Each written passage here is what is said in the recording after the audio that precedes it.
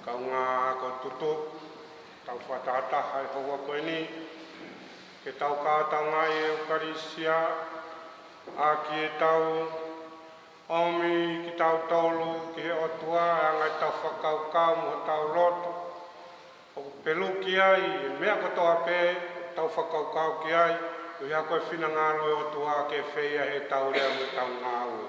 Tau hanga ke mua kui ngā koe tau teu koe ni e kātanga e Eukarisia, ke toko ni mai lau maari e ke tau tolu, ke tau lawa siofi e ki tau tolu whawhoi tui tui, ke tau ilo iai, ke tau ngahi vai a ngā, me tū ki a ngā e tau mohi, ke tau hu mo tau tapaki ke ne mesi mo ne alo wha, ke whakamore morea ki tau tolu, ke tau tuha mo tau, pe mo e whei lau ni.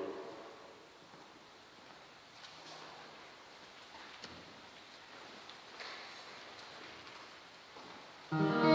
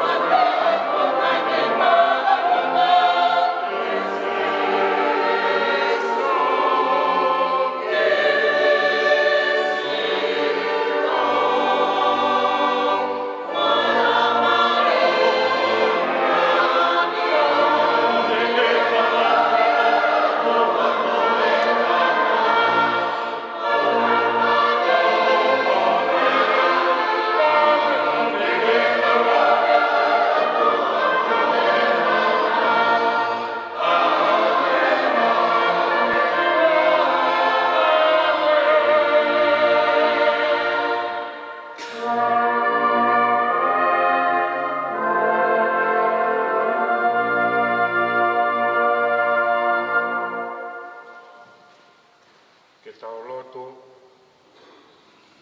Hangai fofongahi fogadig mau tolu e otoa. O mau tuku anga, mo e ao niu ko e mau mea kotoa pe. Tauange ke mauango i e ngāwe a hau me si. Pe tauange ke mau ngāwe mai awhiona aki ho mau ngāhi loto kotoa. O fuwhanga atu ia Sesu Kristo ko alo ai a whio mo pure whata mo koe mo lau mari maanu ni koe o tua tai ngata pea tai ngata.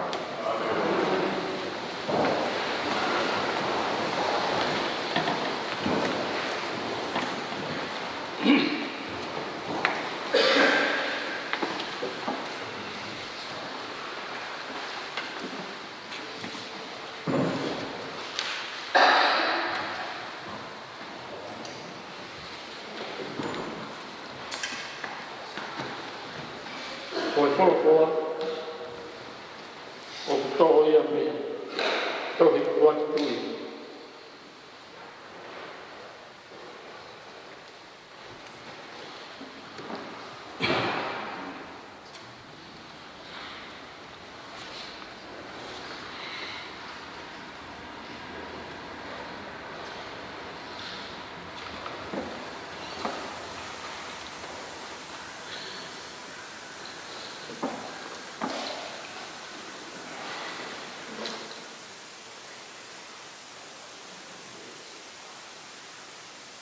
Ia ni tū, o tāpua ki, ka whakataha o toa o Isleri, e o lahi. E ne pehe. Mā o mo e ki, e ne whoaki mā lo, i hono kakai Isleri. O ta tātou pe, mo e ne wholofola, kua i kai tō a mo i mea e taha, i he ngahi tala lelei, na ne whakafou, i he ene sewa aniti ko Mosese. Opa ke ia te ki tau tolu e eiki, o tau o tua. O hange, ko ene i e ke tau ngahi kui. Ke oua tene riaki ki tau tolu, pe whakatuku hausia, ka ne o fei, o tau o tō ki a te ia, e whaua no ngai hawa koto. Pea ke tauhi e me ngahi ke kau, mai tūtū ni, mai konis tūtō ne. Aia nā ne tūtū ni, ki e tau ngahi kui. Pea ko ngahi reani a aku, aia ko hū aki i he āo e o tua, ofa ke nau lafi ki e eki ko tau o tua, e aho mo e pō. Kane tau kapo ia e mea, ka ene sewani ti ko au. Mo e mea, ka ono kakai Isleri. A e mea o e aho i hono aho. Ko ui ke ilo e ngahe kakai o toa pēa maamani. Ko e ki ko ia e o tua. Ko wikai hano ua. Ko ia, e hao o loto. Pea ngai e eiki o tau o tua. E fōu i e ne ngahi tūpū ni. Mo tauhi e ne ngahi te kau. Ko hange ko ia e aho ni. Ko e kua tanu ia ai eiki.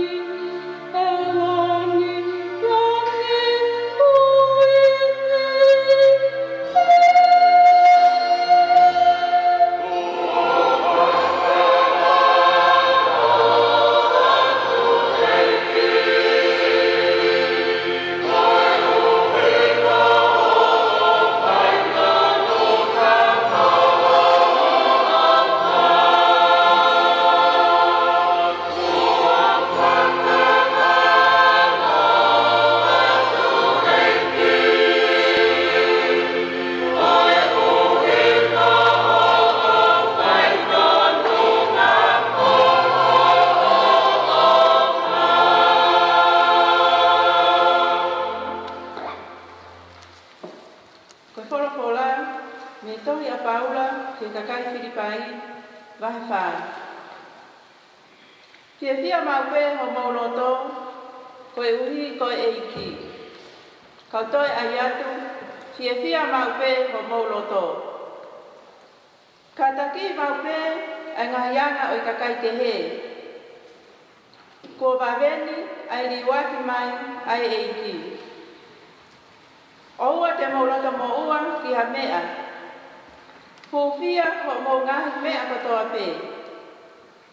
Whai loto hounga, mo loto whakawhetai, ho mo ngahi kore i he uke o tua. Ko mo kau he kakai a Kristo Sesu. Pea e tā kua ki mo tonu a ki ai nonga. Ko e nonga ia o ki kai hataha tene lava o tatai. Pea e toka mau ai nonga ko ia i ho mau atamai mo mau loto. Ko hono whaosi ka inga, hanga maupe ho mau tokanga, mo whakakaukau ki ha ngahi mea o mooni, ki ha ngahi mea o maa, mo whaka ieiki, mo maa oni oni, mo whaka ofa ofa, mo tāu. I ronga ngahi mea o aonga mo oni, i longa ngahi mea o tāu me whakamalo ai kakai, mo tokanga ki ngahi mea ko ia. Koe whulawhula tonu ia ai eiki.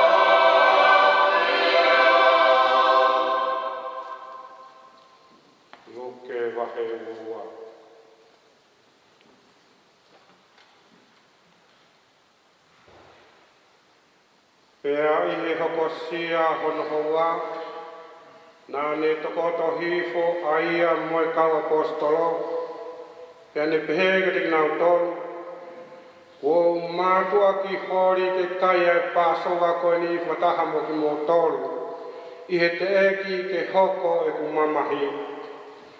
He o kou talatu, e i kai au pito, te toi kai ia, o au ki taimi, e whakakakato a ia i he pureanga o otoa.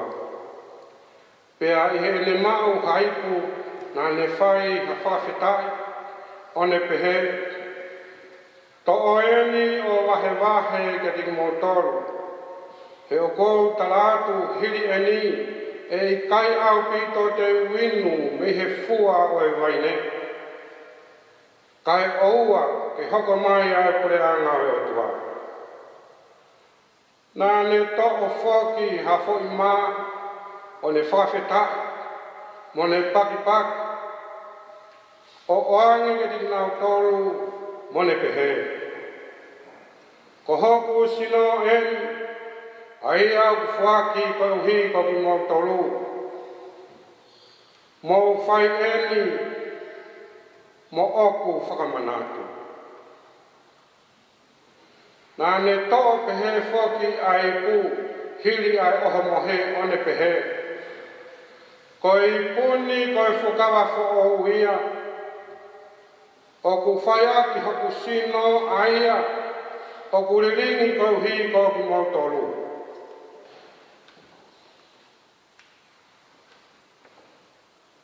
Ko e anore nei tonu ia oe eiki.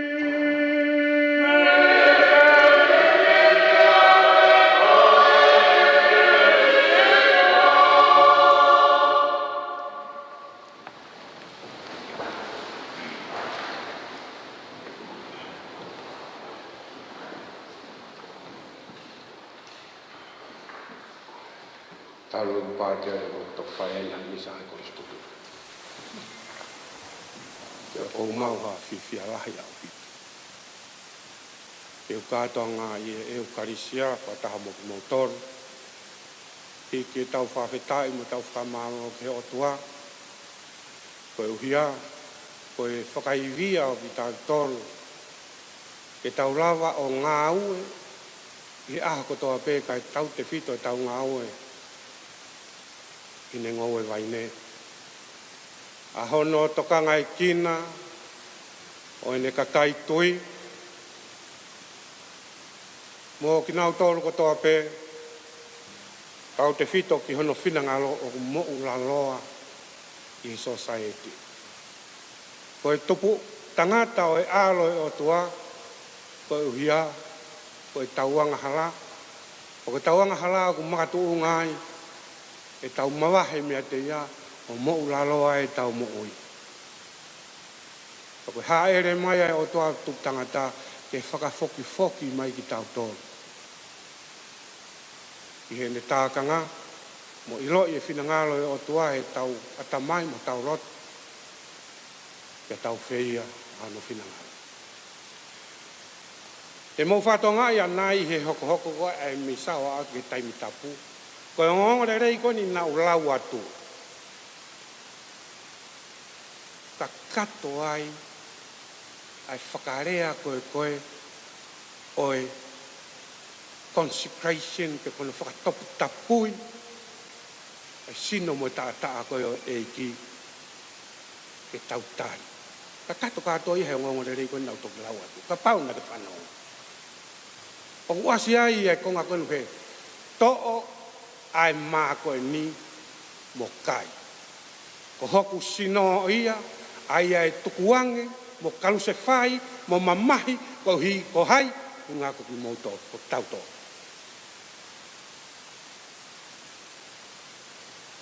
To'o ai puni, ko ipueni, a hoku toto, ko toto ia e whakawa fo'o, e lau I konga pētai ngata. E riringi mo ia, ko hia ko hai, ko koe mo. Ko ki mautoro, ko ki tautoro. Whakamuri mānoa ki ane pehe mai. Whaieni, o hoku whakamana. Whaieni, ke manatu.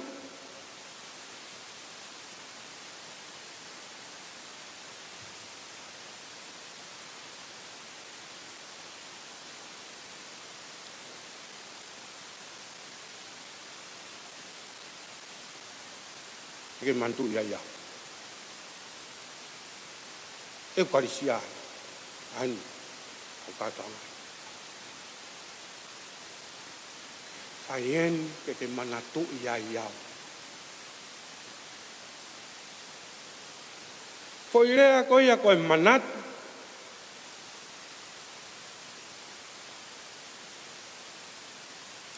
Pabehe ni mea lau noa ia. Pe mea whakamamahi ko manatu kei kuahiri.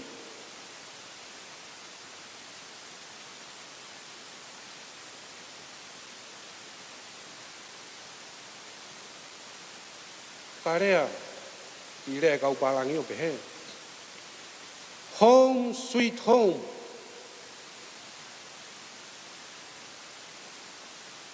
Kono uinga peke ke manatu ki api. Koe manatu i o meri e koe na tau mau he tau tupu hake koe i api. Ke manatu ki ai. Ofa ki he tupu anga. Nai whaafai e, whanoho mai nai whaafai e. E pensimani he ne kei mo ui ai ki whalau rea koe ni ke mea ui koe waku uho. Waku ki he tupu anga. Ke ilo i ho tupu anga. Koe ao no mahu inga ke ilo ho tupu anga. O mahu inga ke ilo ho tupu anga, ke ilo mea ke alu ki ai. Ka pau hike te ke manatu koe ki he, mea na ke tupu hake ai, ke te ilo koe ko alu ka ki fe, he na ke haume i fe ia.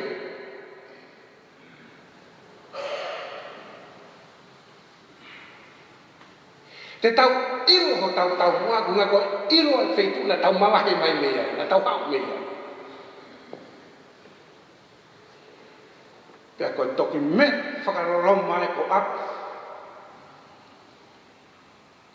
Ka pau te ke mawahe mo apio alu fe maamani tae te ke manatu. Ki api.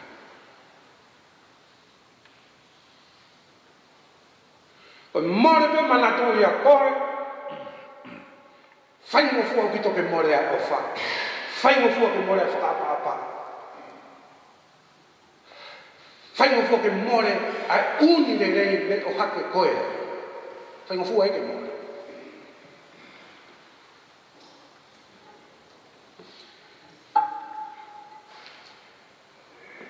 Nau i programa ako i Filipainu.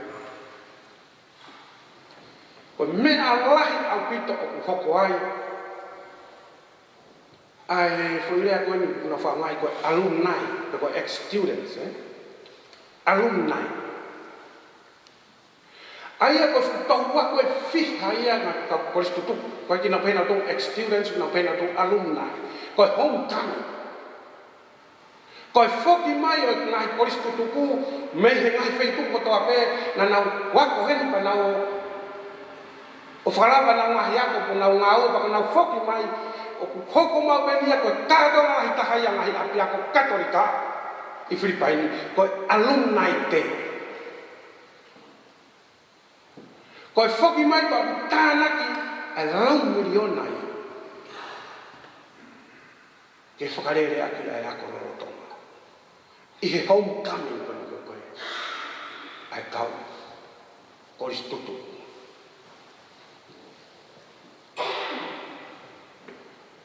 Kau koristutu.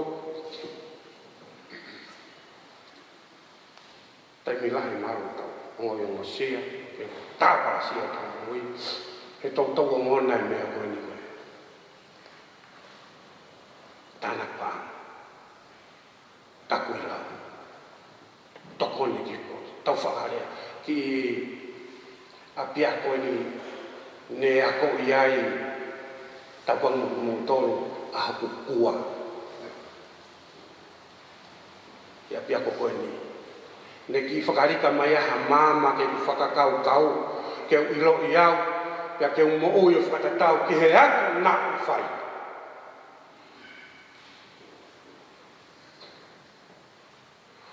Koe polo kalama ko toa pe, ai koristu tuku, koe polo kalama manatu.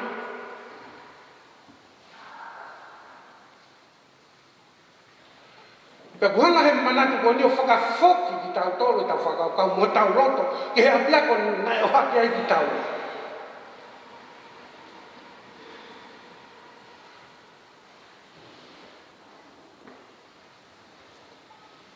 Wha manatu ko ta hau apia ka.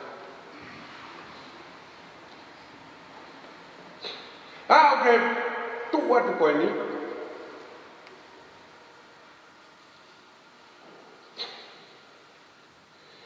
eki ai, ke uhanga tu o ta, o whakawhihala ki o hinga nei tai ia.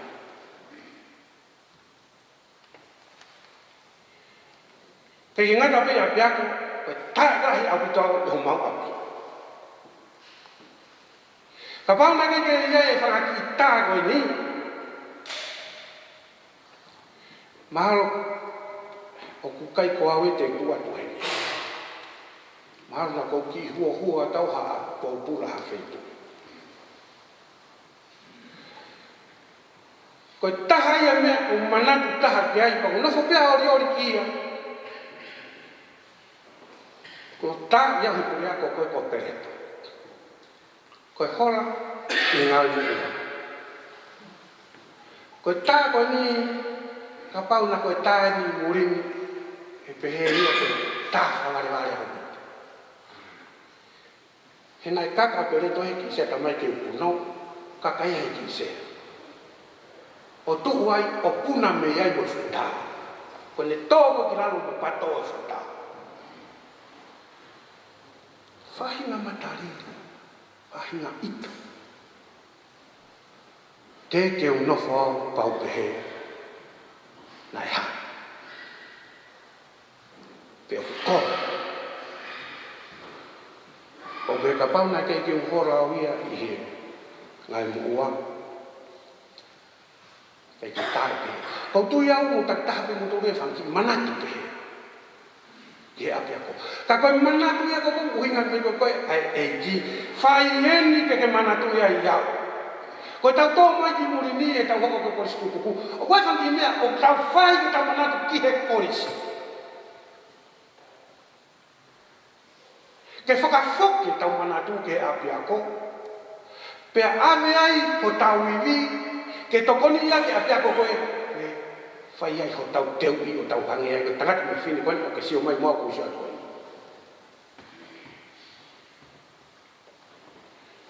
Ka koe uhui ngai a koe manatu.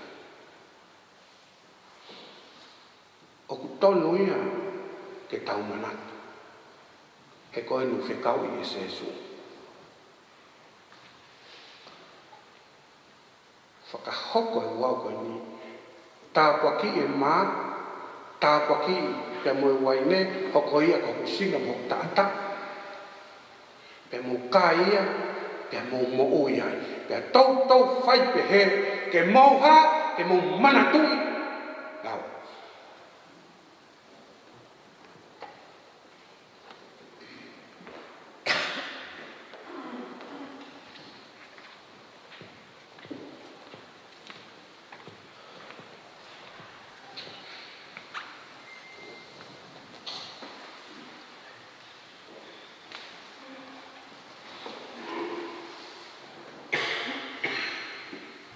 Tā ki o mea ki o ronga, i whakaha tau tui.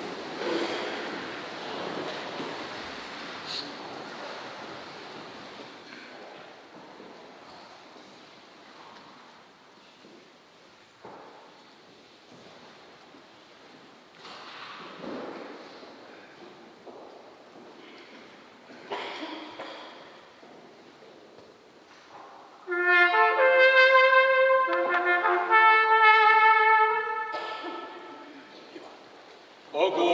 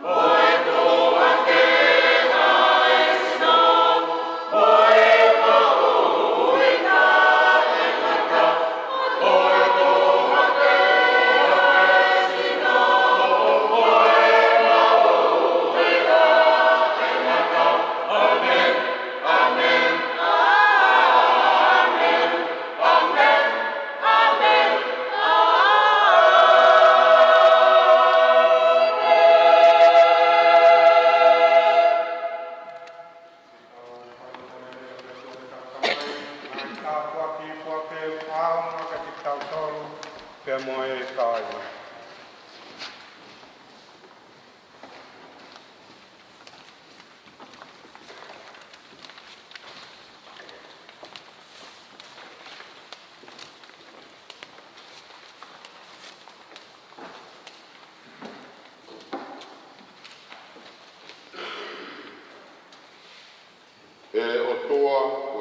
Mai lao. O kumbau kufia o siasi katolika maoni oni. Wapono akia o moni kotoa pe. Ie moni kotoa pe aki ai menino kotoa pe. Tataki mua et taka iloange hakovi te whakahau hawa. Iloange ha whakapouri ke whakamamu. Te te halaki ke liliu. Whakamalo ia, e nau tūpe i he totonu. Mo ui, te wahe aki, pea mo ui, mo uonga taha. O uhi ko Jesu Kristo, ko ho alo, ka ko ho mau whaka mo ui.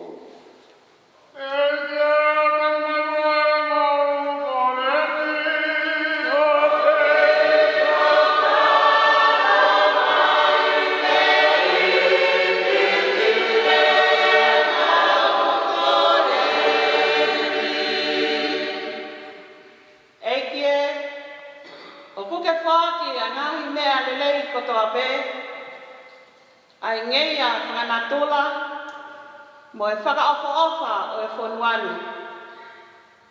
Angahi makatuunga, tokoni maunga ai pure angani, ai kau tangata, mo kau whewhine, ko nau tataki, ke kau kaua ai whonuanu. Pea mo tūhulu ai kau ataina, ko tutu i he whonuanu. Ko ne toa ki mai, ai kakai, me he pule anga ko toa pe. Neongo o kupuri i a ki mātoru. Aia, o kune whaki a ngahi whainga Mariani. O whakatoka ngai e a Fiona. Pea ihe ngahi ngā aue, o ku mau whai, mo e whainga Marie, te mau lawe ai.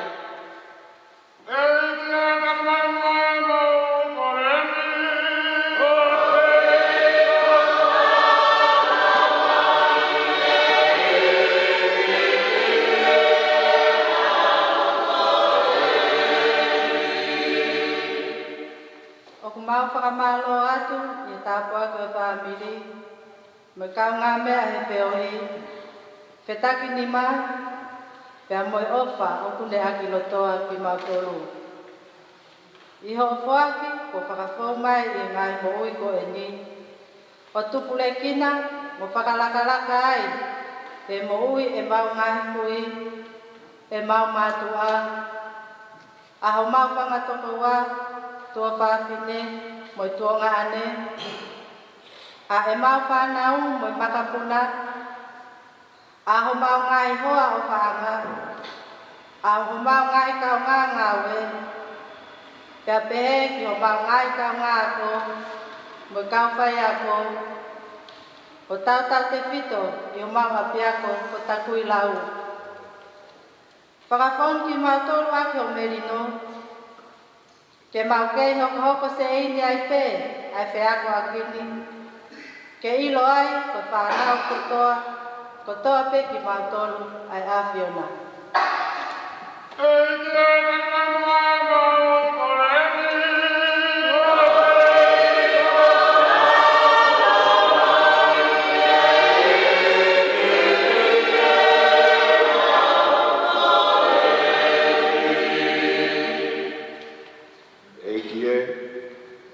Whakaola ai ako e whanau tāna ko tāku i ngau, i he ngai malai ke. Pea ko whaki mo ui ai o mau ni ihi, he lakanga pātere, whai te kau, pe he ki he lakanga tau po o. Whakaibia mua o kau tamai o eiki, mo kau nangani, ke whai oskia velenga o nā ngai whatongia. Pea ki he lakanga tiko ni, se tuata, ako laite, Koe ngahi ngā whawhatongia ko toa pē i horo tū. Whai tāpeki nā mai ki nau kei tū karikari o ngā ue, ki nau kei toko pe o ngā mea ngā ue, talango fua mo le rei ai aki ana.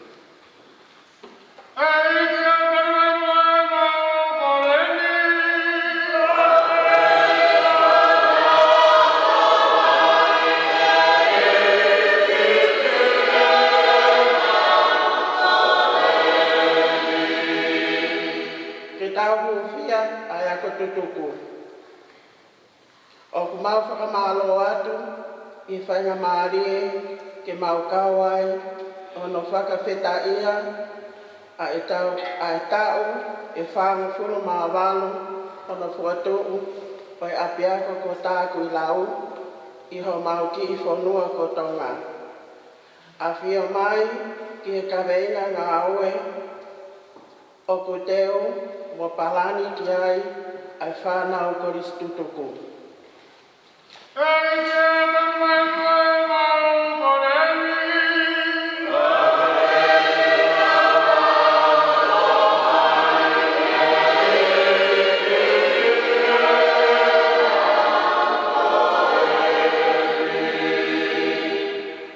O ku mau maratua make a koe, ki nau tōru ko pekia. Ka e tau te whito, ki o maukainga, ka whaiako, maratua tau I whanau. Mo mau ngahi kau ngā mea, e korisi ko tau koe au. Pai tau pekina, koe ngahi mea ofa e nau moui, te mau kei puke mo manatu meiri ki ai. Ka ke mau manatua mau ke rupia ki nau tōru, ke nau tatoka he nonga ka me inasi I pureanga ko ke teru maa ki mau tōru. E te atanai mai mau koreni!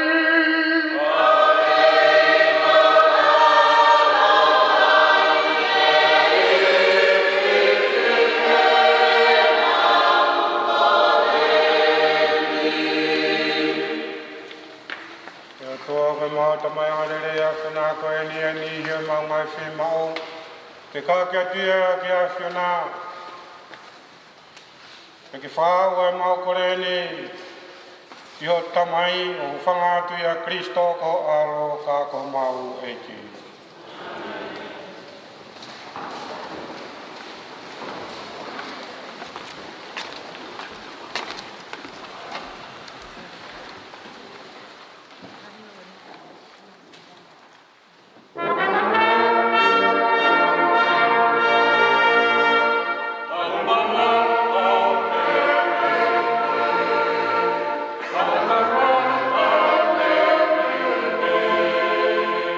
Amen.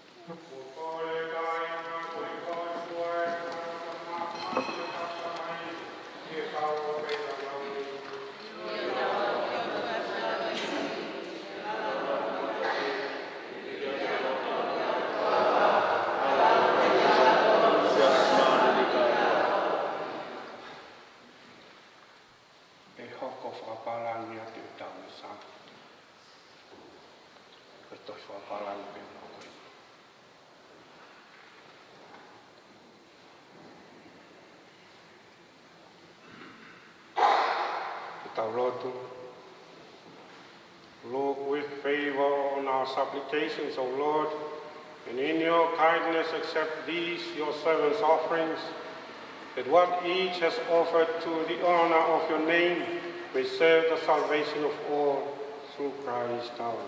Amen.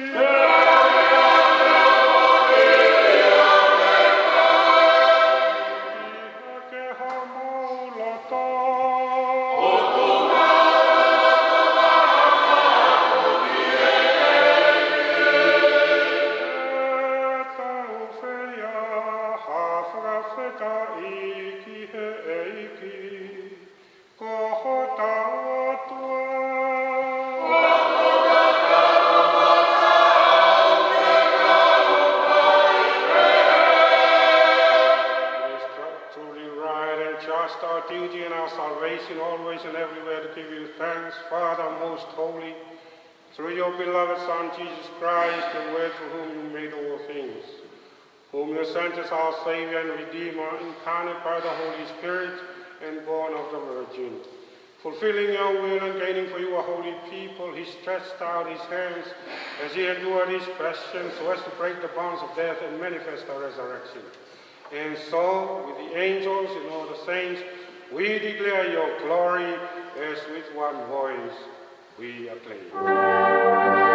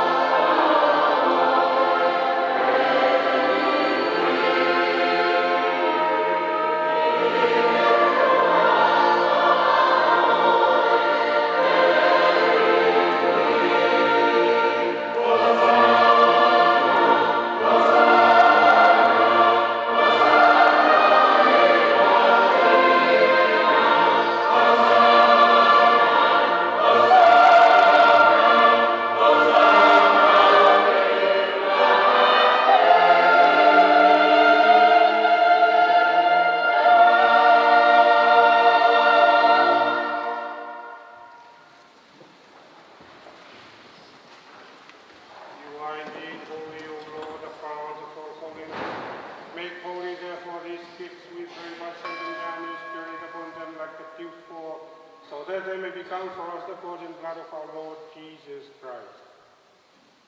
At the time he was betrayed and entered willingly into his passion, he took bread, and after giving thanks, broke it and gave it to his disciples, saying, "Take this, all of you, and eat from it. For this is my body, which will be given up for you."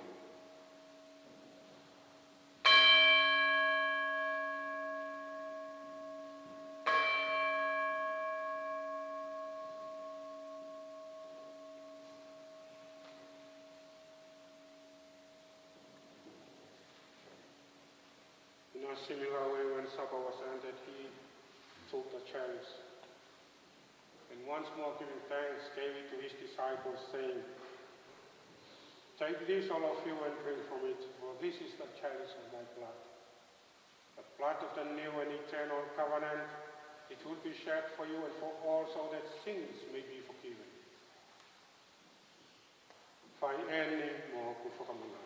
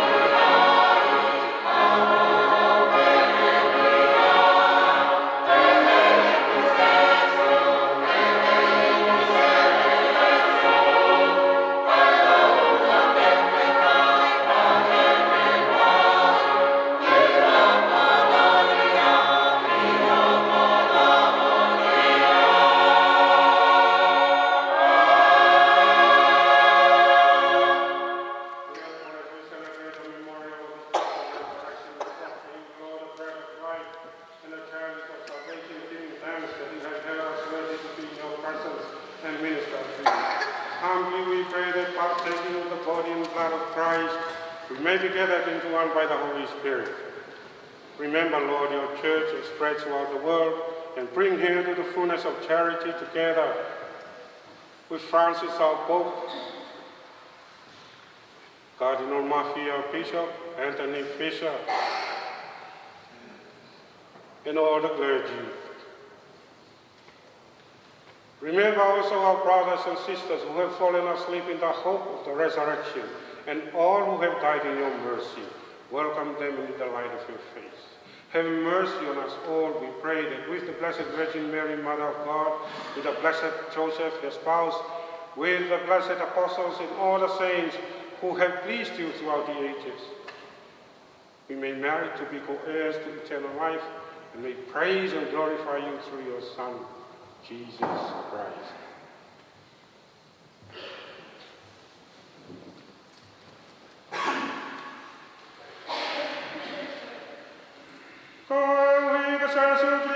Amen.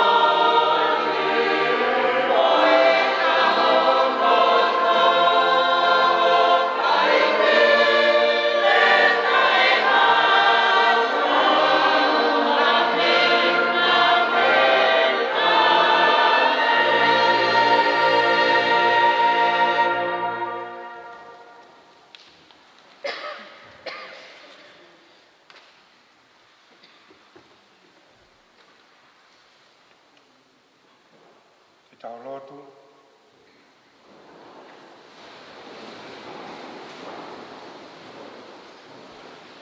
Tawange mga mea o whawhewani ko mautari eiki.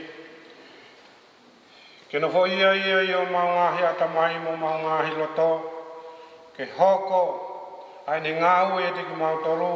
Ke tuku ai e maungahi whe mau kai whea e whinangalo ai a Fiona.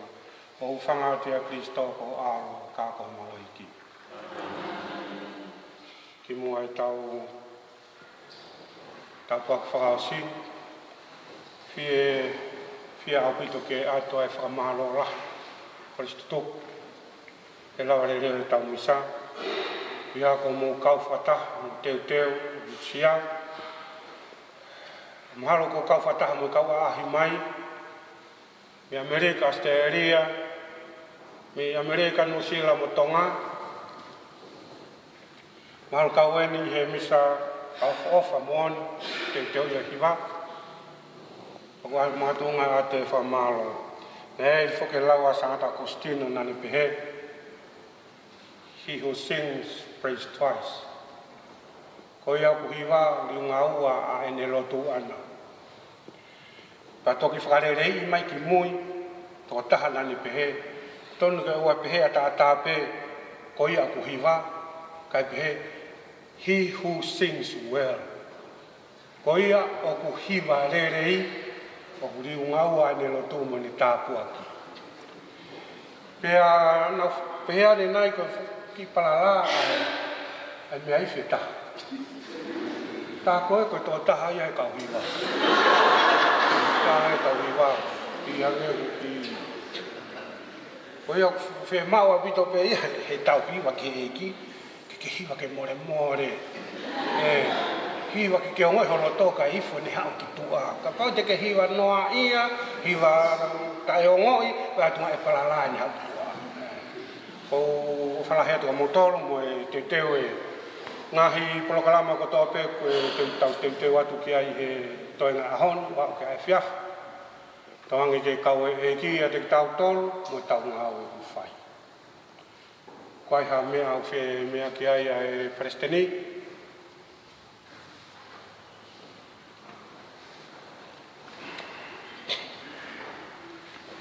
Koai tatu mea ki lau.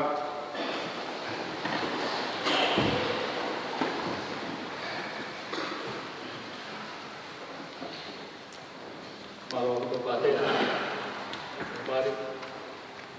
O aku ai me whamaro ate sia. O tarirere e whakatame e kostuku. I te mea mai e whai e momo e mea wherorau. O ia ua te whamaro e a Fiona. E whamaro ki e kau ahi me muri. Whamaro e me motori. Mo kau mai mo kumantou. I e hisu wherorau e misa tokutapun. A te whamalo heti e whaniwa. O whapese e watu e eiti a toi iwi o toi lahia. E hau whatu e nāo. E kau iwi. A aloha mito e se motaria. A mo mea mai. Tau kau whatamo matoro e o moi me wherorau. A te whamalo heti e tamilahi. E ke kau tauhi. O grau mai. Kau makau mai tō. A te whamaro hini se. Smo tōru koto a peka wā. Kei ki whaara kia e whaaro maro. Maro atu. Rawa de rei tau. O wau e. Tōmpo hini. Kaku. Koe a te kōre. Koe hiri e misa. Koe peki hinu mohomoko. Ki e olo. Ke tantara ki mo. Whanonga. Whanonga atu.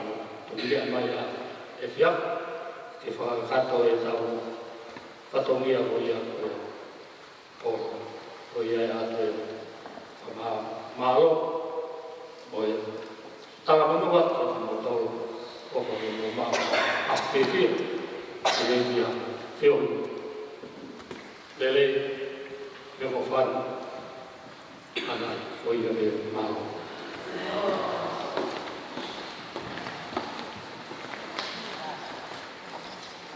Mito Palestine mo kata kunang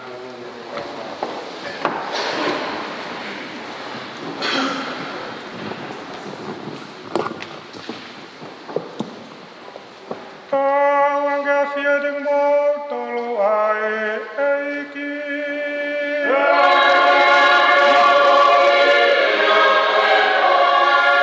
Tawangga hifo madik tau tolo eta kuake otua mafi.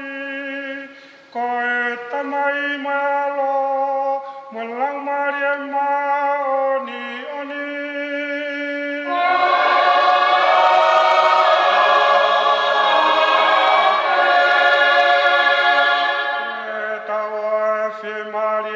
Tahu famo tahu ya ipeki he eiki.